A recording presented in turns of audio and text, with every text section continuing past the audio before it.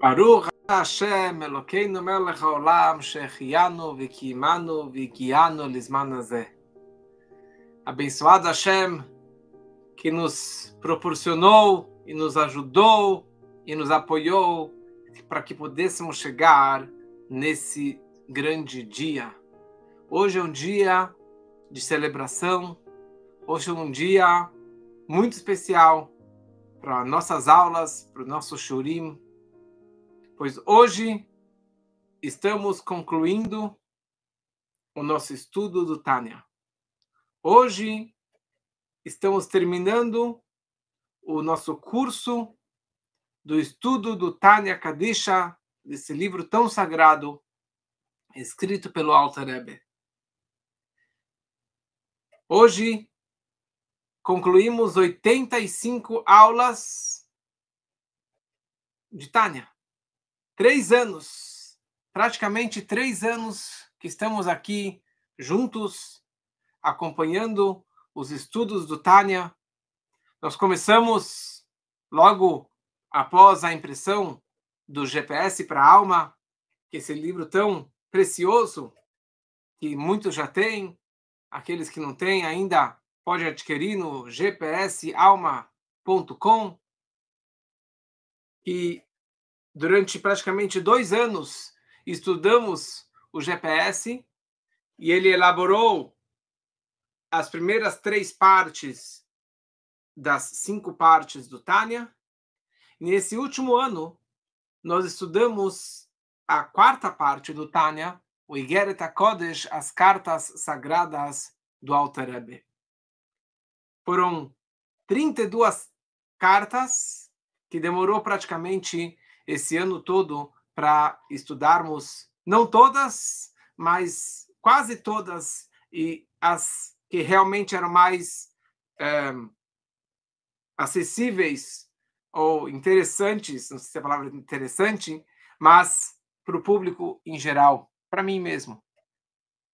Então hoje estamos estudando a última carta, o último capítulo do Igeret HaKodesh, as cartas sagradas do Tânia. Ainda tem mais uma 5ª parte no Tânia, que é o Kuntres Aharon, que é o último livro, mas que são explicações muito profundas sobre todo o Tânia. Quer dizer, aquilo que não foi explicado no decorrer do Tânia, ou que não foi explicado tão a fundo, ou com tantos detalhes, ele se apega e se aprofunda cada vez mais. Então, isso talvez uma outra oportunidade, para mim também é muito difícil entender essa última parte. O fato é que para sair em português foi muito, muito complexo para fazer a tradução, a interpretação pelo sogro do meu irmão. Então, por isso que estamos concluindo com o Igeret HaKodesh, e é isso que muitos também fazem. O fato é que o GPS para a Alma nem vai para a 4ª parte, mas eu decidi me aventurar sozinho, usando alguns livros, algumas aulas, para fazer todas essas últimas aulas desse último ano no Igeret HaKodesh. Essa última carta, a carta 32, fala basicamente sobre 2 tipos de doações. A doação do modo masculino e uma doação de um modo feminino. A doação do homem e a doação da mulher. E, na verdade, ele começa elaborando sobre homem e mulher, as suas igualdades e as suas diferenças.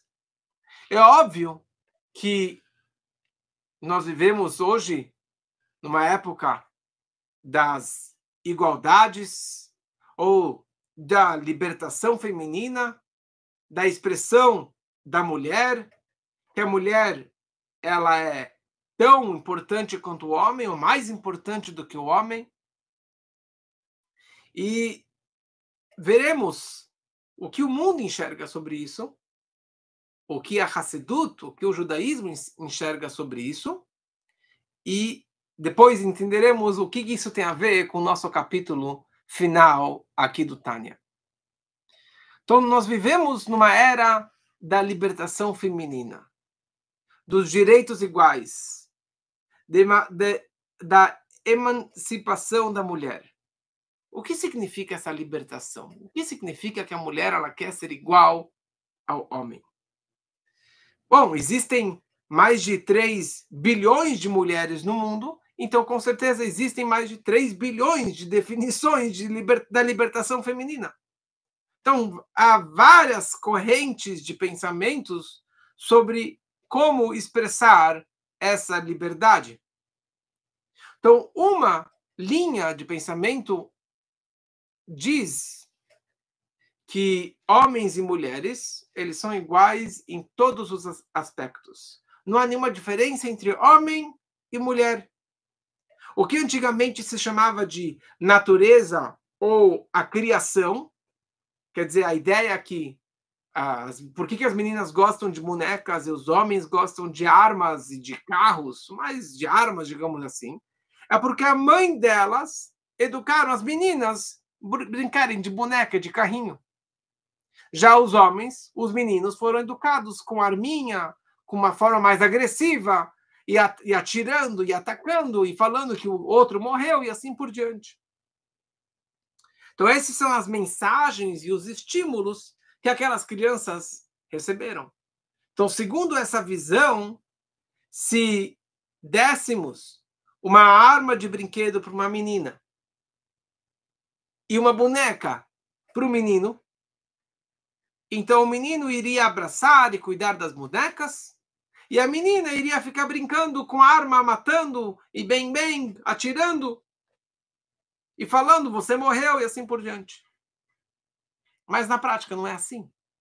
Porque já deram bonecas para meninos e eles acabam pegando o menino, cortando a cabeça do menino, cortando o braço e atirando e matando aquele boneco. Ou aquela boneca. E ao contrário, tem meninas que pegavam a arma e ficavam fazendo cafuné, brincando com a arma como se fosse uma boneca.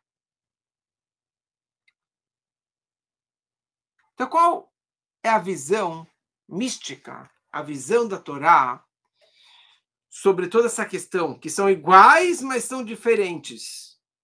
O que realmente distingue entre homens e mulheres?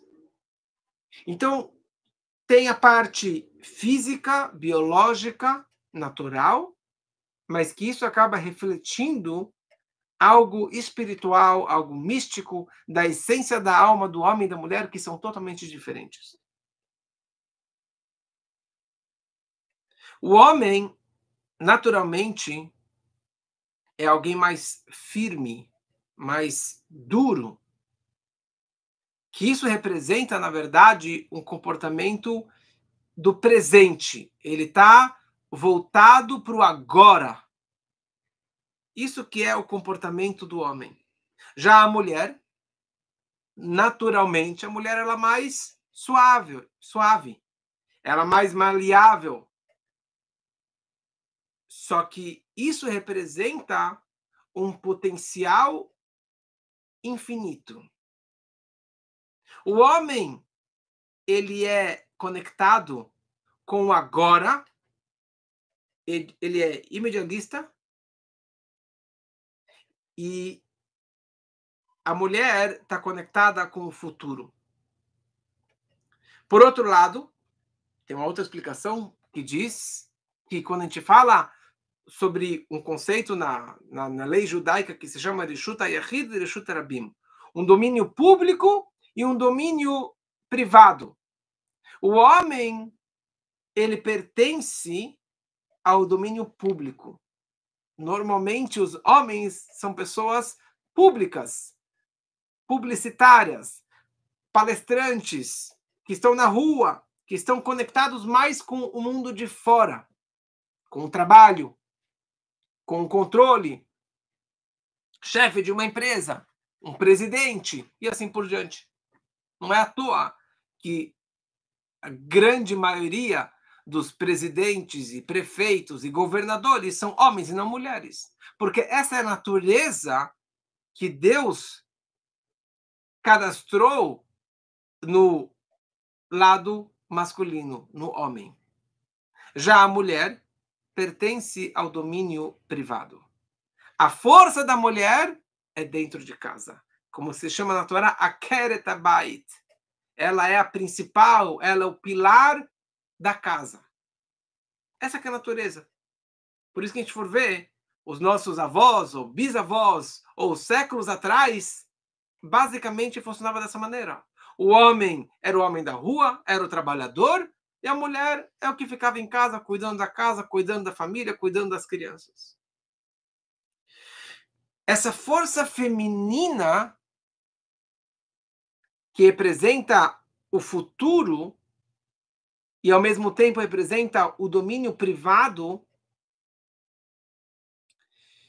se expressa especialmente na capacidade de gerar filhos. Pro urevu, de se multiplicar e de engravidar e de gerar filhos. Algo que o homem não tem esse dom, essa capacidade, esse poder.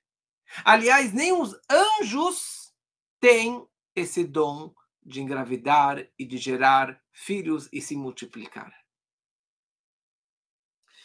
Essa capacidade da mulher está enraizada no que se chama humildade.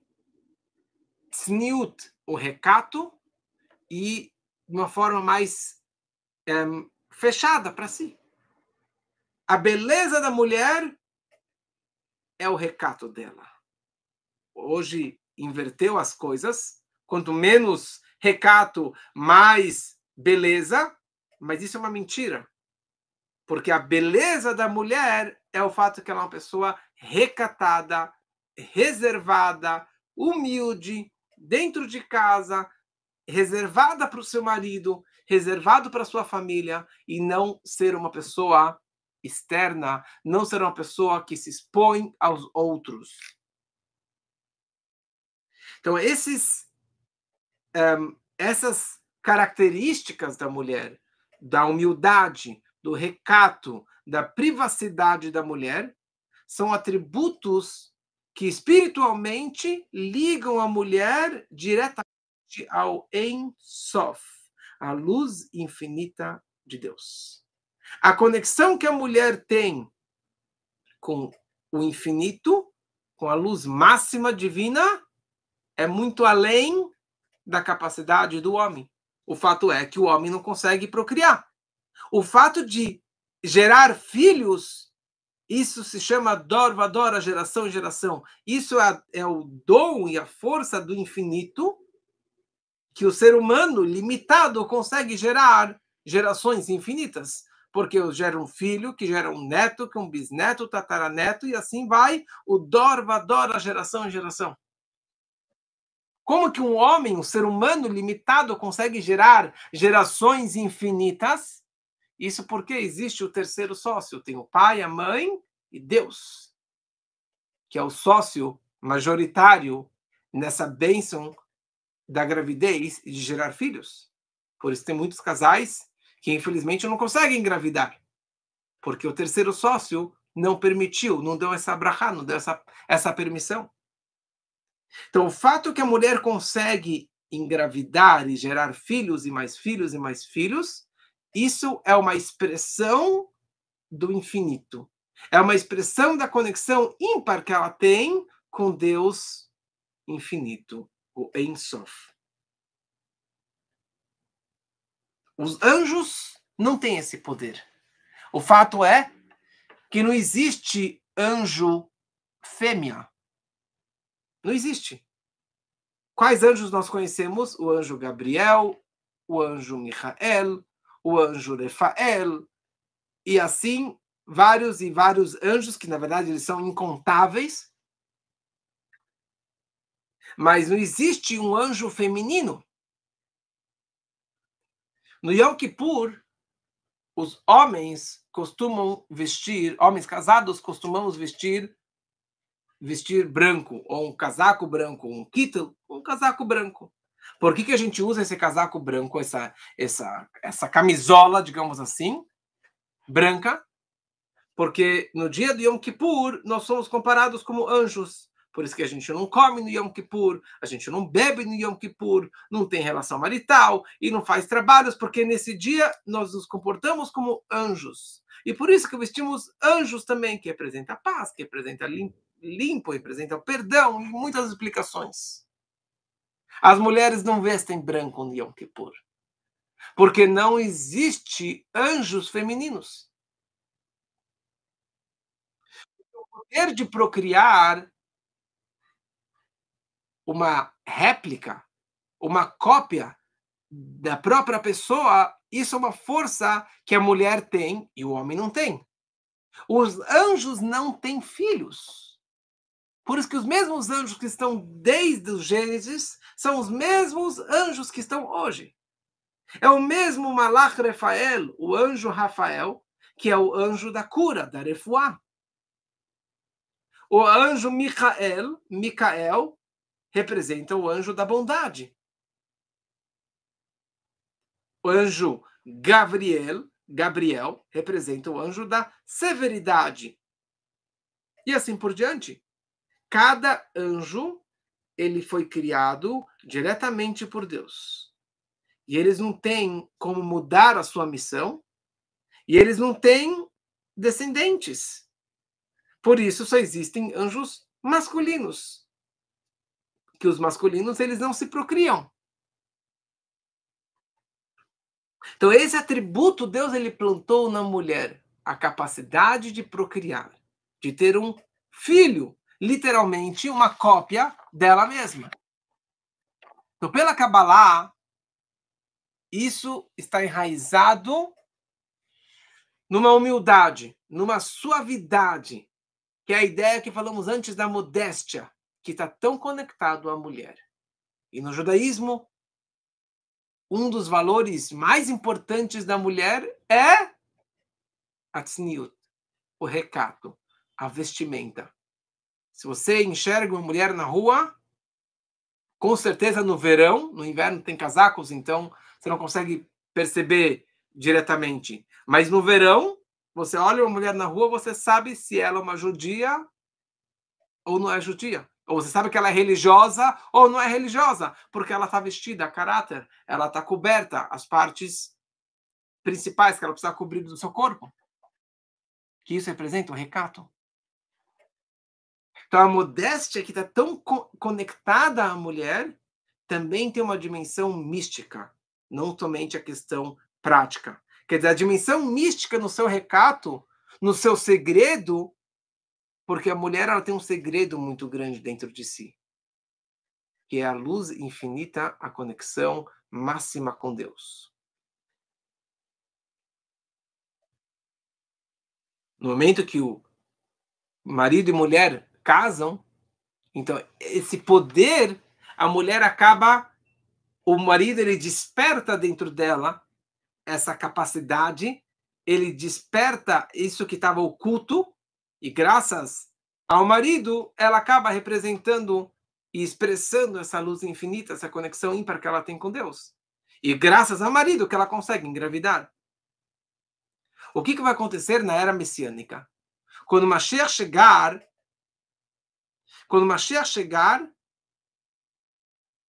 Eshet Chayil Ateret Bala. A beleza da mulher, a mulher virtuosa, é aquela que é a coroa do seu marido. Quando Mashiach chegar, a mulher será literalmente a coroa do homem. Ela estará reveladamente acima do homem, no nível espiritual mais elevado. Hoje ela tem isso no potencial. Mas quando Mashiach chegar, isso será na prática que a mulher vai ser realmente a dona de casa em todos os sentidos. No bom sentido, que ela vai estar acima do homem, porque o seu potencial vai estar revelado para fora. Hoje estamos celebrando uma data muito especial.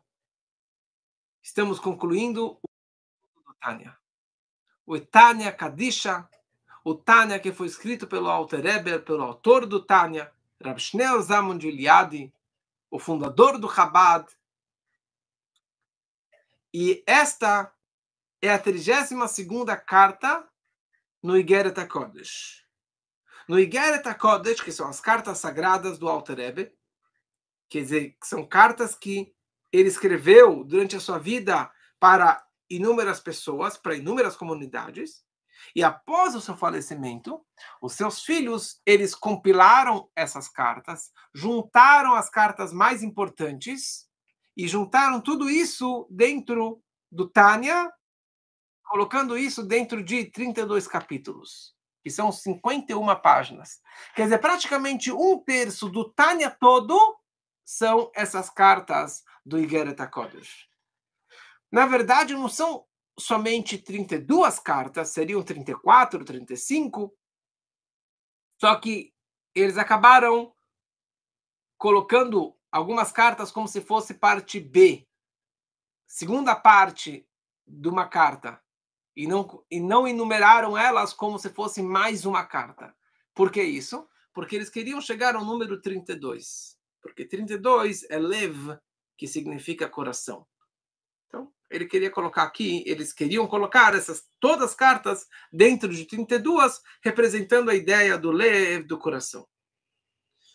O que fala essa carta? Essa carta 32, o Alter Rebbe começa falando novamente, pela 20ª vez, sobre o ato de doar, sobre a tzedakah, sobre a doação, sobre a caridade, e assim por diante.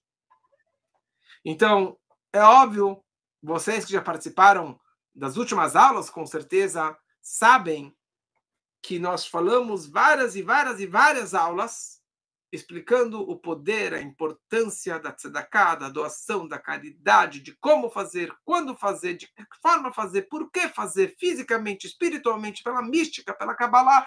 Explicamos de vários ângulos, de várias maneiras, a importância da tzedakah. E vocês perceberam como que o Alter Rebbe, ele era tão, assim, viciado pela tzedakah. Para ele, a tzedakah era tudo. A coisa mais importante da vida, mais importante da Torá, de todos os preceitos da Torá, é dar tzedakah. Então ele escrevia sobre isso o tempo todo. Então, hoje, nós não podemos mais rezar e estudar o tanto quanto nossos antepassados faziam, com tanta ênfase, com tanta sinceridade, com tanta força. Mas o que nós podemos fazer é tzedakah.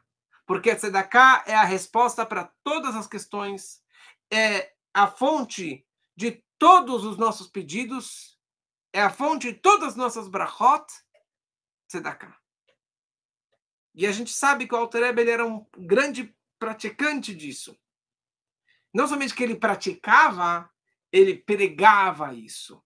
Pregava e pregava e pregava para que todo mundo fizesse isso. Não somente na época dele, mas hoje, estamos lendo e estudando isso hoje, e amanhã, quando você escutar essa gravação dessa aula, a primeira coisa que temos que fazer é tzedakah. Se você tem muito ou se você tem pouco, você sempre precisa fazer a tzedakah, a doação. E o mais importante não é somente você fazer, é você procriar, você incentivar outros que também façam. É maior o ato de você incentivar os outros do que você próprio dando. Porque você dando, você vai dar uma quantia. Se você incentivar 10 pessoas, você acabou dando 10 vezes mais. E o teu mérito é muito grande. Então, o Alter Rebbe explica aqui nesse capítulo que a tzedakah é mais do que caridade. Tzedakah significa retidão. Dar ao outro o que lhe é devido. Não apenas uma caridade opcional, vou te dar uma moedinha. Mas tzedakah significa tzedek, justiça, retidão, o que é correto. Eu preciso dar porque Deus me deu a mais para que eu possa contribuir. Como já explicamos tantas vezes, que Deus ele coloca na minha conta um valor a mais, 10% a mais daquilo que eu preciso, daquilo que eu deveria receber, ou 20% a mais, mas ele coloca em dois bolsos. Num bolso, ele coloca aquilo que é meu, e no outro bolso, ele coloca 10 ou 20% a mais, aquilo que não me pertence. Então, aquilo que eu estou tirando do bolso esquerdo para dar para o próximo, eu não estou fazendo mais do que a minha obrigação. Eu não estou fazendo um grande esforço, porque aquele dinheiro, na verdade, nunca me pertenceu. É um dinheiro que sempre pertenceu a Deus. E ele, ao invés dele dar direto para a caridade, para a pessoa que está precisando, ele colocou na minha conta para que eu seja um sócio da caridade. Deus colocou a mais para que eu seja recompensado pela minha escolha, pelo meu livre-arbítrio de ter dado e optado de tirar esse dinheiro do meu bolso e dar para o próximo. Olha só a grandeza. Deus se preocupa pelo pobre.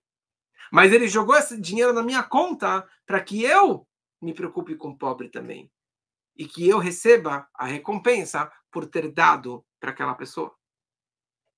Então, Deus nos dá a oportunidade de sermos seus agentes ao provermos para quem precisa. Então, o Alter Rebbe, ele vê a tzedakah como a mitzvah suprema. A maior mitzvah que existe no judaísmo é tzedakah. É a resposta para todas as questões espirituais. É a mais física de todas as mitzvot. Quer dizer, de todos os 613 preceitos da Torá, a mitzvah mais materialista, mais física, mais mundana, que mais dói, é a tzedakah.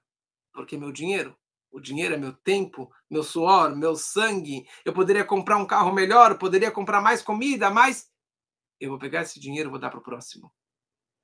Porque Shabbat, tudo bem, não vou trabalhar no Shabbat. Kasher, tá bom, vou trocar o cardápio. Uma mesuzá, um filim, é uma coisa de vez em quando que eu vou ter que comprar. Mas tzedakah é algo diário, é algo mensal, é algo que sempre a pessoa precisa fazer esse ato de colocar a mão no bolso e dar, e dar, e dar. E dói, realmente dói. E essa que é a grandeza da mitzvah da tzedakah. Porque ela transforma as minhas intenções em ações. Ela transforma o meu pensamento num ato. Não basta falar, eu sinto muito por você. Você precisa expressar isso na prática.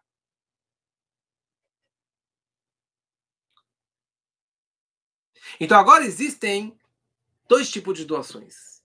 Existe a doação masculina, existe a doação feminina. A doação feminina, como falamos antes, o lado feminino representa um lado mais suave. A mulher, pela Kabbalah, pela Hassidut, ela é chamada de Mekabel. E o homem é chamado de Mashpia. O homem é o doador e a mulher é a receptora. Então, sendo que a mulher representa o receptor, alguém que tem que ser estimulado pelo marido, por um doador, então a doação feminina representa alguém que doa, homem ou mulher, mas alguém que doa porque ele foi motivado por alguém. Ele foi motivado por um estímulo externo. Alguém veio e me falou, por favor, me dá a doação, ou ajude aquela pessoa. Ou você vê alguma situação, você fala, tá bom, então eu vou doar para você porque eu sinto muito.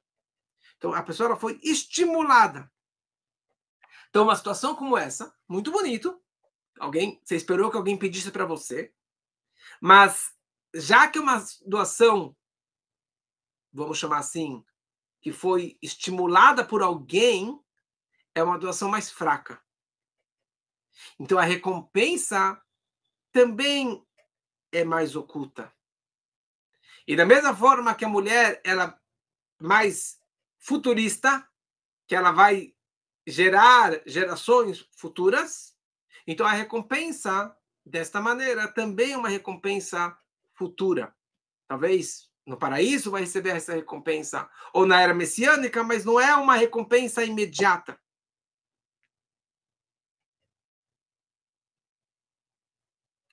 Por outro lado, existe a doação masculina. A doação masculina é de um doador, que é uma doação mais dura, mais firme como homem. E o papel do doador é de que ele foi motivado por iniciativa própria. Eu gostaria de doar. Eu vou procurar alguém, alguma entidade, alguma pessoa que eu possa fazer a minha contribuição. Mas ninguém bateu na minha porta. Ninguém me mandou um WhatsApp pedindo por dinheiro. Eu fui próprio, eu sozinho, por iniciativa própria, fui lá e doei aquele dinheiro. Nessa situação, é uma doação masculina. E dessa maneira, a recompensa dessa doação é uma recompensa direta, agora, atual, e não futura. E é uma recompensa que está sob o controle do doador. Não é uma recompensa na era messiânica, no paraíso, lá do futuro. É uma recompensa imediata que está sob meu controle. Então, isso representa e simboliza a independência e a liderança no próprio destino. Quer dizer, eu estou criando meu destino. Como explicamos nas 20 aulas sobre Tzedakah no Igeret HaKodesh, que a única mitzvah, o único preceito do judaísmo que Deus ele pede, por favor, me testem, é a Tzedakah. Então, eu estou determinando o meu futuro, eu estou determinando quanto que eu quero receber, como dei aquela aula lá do pledge, do desafio em Deus, que eu determino quanto que eu vou receber esse ano. Aliás, estamos chegando daqui a pouco, novamente no mês de Elul, na véspera de Rosh Hashanah, que nós fazemos esse comprometimento, esse pledge, essa promessa de quanta tzedakah eu vou doar no ano seguinte. Então, quando determinei que eu vou doar 1.000 todo mês, eu estou determinando que eu vou receber 5.000 ou 10.000 reais na minha conta. Porque eu estou fazendo a minha parte, que eu vou doar. Eu vou doar os 10%. Isso seria meus 1.000 reais. Então, estou determinando que Deus vai me prover os 10.000 reais. Isso é louco, é maluco, mas funciona. Por quê? Porque esse é o lado masculino. Essa doação motivada por iniciativa própria. E dessa maneira eu estou testando a Deus, eu estou desafiando Deus com as minhas doações. Então, o maior mérito é de dar sem ser solicitado. E aqui o Alter Rebbe, ele valoriza muito os coletores de doações. Comunidades que criaram seu próprio sistema de arrecadação. Porque você mobilizar e incentivar os outros a doarem, isso é uma grande mitzvah. Aquele que incentiva os outros, a sua recompensa é imediata. Porque você está doando e, mais ainda, você está incentivando aos outros para que eles também façam as suas doações. Então, é isso que o Alter Rebbe, ele conclui aqui, nesse capítulo 32 do Tânia, falando que Hashem abençoe os esforços de vocês e favoreça o trabalho de suas mãos, para que vocês sejam aceitos diante de Deus todos os momentos. Então, que vocês continuem a crescer e acrescentar cada vez mais nas bênçãos de Deus. E isso depende da pessoa que é generosa e ela se ergue acima da generosidade. Quem é esse? Aquele que incentiva os outros a doarem. Porque a tzedakah, a doação que a pessoa ela faz hoje por conta própria, por iniciativa própria, isso elas estão vivas e continuam existindo neste mundo físico até a era messiânica. Olha só a recompensa que ele está falando. Então, nosso esforço tem que ser exatamente esse. O corpo e o recipiente para a luz divina é o atributo da bondade e a generosidade do coração. Por isso que ele descreve que a tzedakah é a roupagem que veste todo o corpo supremo. Por esse meio, permitindo aos mortais que estão aqui embaixo receberem a revelação infinita da divindade. Quer dizer, tzedakah vira minha roupagem, o meu recipiente para absorver e receber a luz infinita de Deus. Então, a caridade é recompensada somente de acordo com a bondade que está dentro dela. Dependendo de quanta bondade você fez essa doação, maior será a sua recompensa e maior será a revelação divina na nossa vida. Então, dessa forma, o Alter Rebbe ele conclui falando que, com as seguintes palavras: agora é o momento de abreviar, para que vocês não sejam privados de todo o bem, de qualquer espécie de bênção. Faça o bem, Hashem, aos bons e àqueles que são retos em seus corações. Abençoe aqueles que dão tzedakah generosamente, acima referidos como bons, e também aqueles cujas generosas intenções são forçadas a permanecer irrealizadas, como retos do coração, mas não de ações.